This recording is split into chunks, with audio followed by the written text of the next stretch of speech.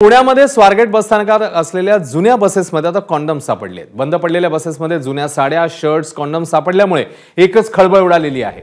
आणि रात्रीच्या वेळी बसमध्ये मग नेमकं घडतंय तरी काय असा सवाल या सर्व गोष्टींमुळे उपस्थित होतोय। तसंच स्वारगेट स्थानक हे महिलांसाठी आता सुरक्षित नाहीये, ही देखील बाब या सगळ्या गोष्टींमुळे अधोरेखित होतीये।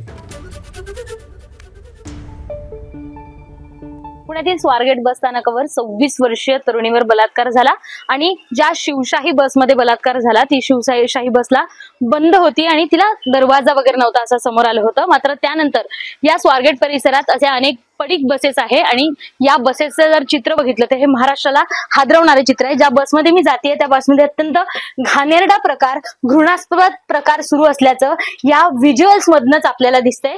सकाळी ही घटना समोर आली, त्यानंतर अख्खा महाराष्ट्र हादरला। मात्र त्यानंतर आता ही दुसरी शिवशाही बस आहे जी स्वारगेटच्या या पार्किंग मध्ये लावण्यात आली आहे। जाळं आहे या सगळीकडे, मात्र या बसमधली अवस्था सगळ्या महाराष्ट्राचे डोळे खोलणारी आहे। मी जर आज जाऊन तुम्हाला या सगळ्या बसची परिस्थिती दाखवली तर या बसमध्ये अनेकांचे कपडे पडलेले आहेत, अनेक साड्या आहेत। त्यामुळे रात्रीच्या वेळी असू देत किंवा दिवसाच्या वेळी या बसमध्ये कोणते कोणते प्रकार चालू असतील याचा अंदाज या बसच्या या सगळ्या व्हिज्युअल्स मधनं आपण घेऊच शकतो। एकीकडे ब्लँकेट्स आहेत, शर्ट आहेत, साडी आहेत, अनेकांचे अंतर वस्त्र या ठिकाणी पडलेले दिसत आहे। त्यामुळे रात्रीच्या वेळी हे बस स्थानक किंवा बस स्थानकाचा परिसर हा सुरक्षित आहे का हा प्रश्न जरी असला तरीही या बसेस ज्या लावल्या आहेत त्या पार्किंग असलेल्या बसेसमध्ये हा सगळा प्रकार सुरूच असतो, हे या सगळ्या चित्रातनं पुन्हा एकदा समोर येतोय। खरं तर एकीकडे साड्या पडल्या आहेत, दुसरीकडे वाईट प्रकार घडत असल्याचं समोर देखील आले आहे। बलात्काराची घटना समोर आली आहे। त्यामुळे या बसेस सुरक्षित आहे का हा जर मुद्दा असला तरीही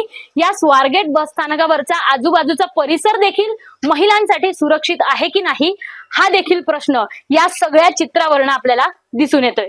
शिवानी पांढरे, एबीपी माझा, पुणे।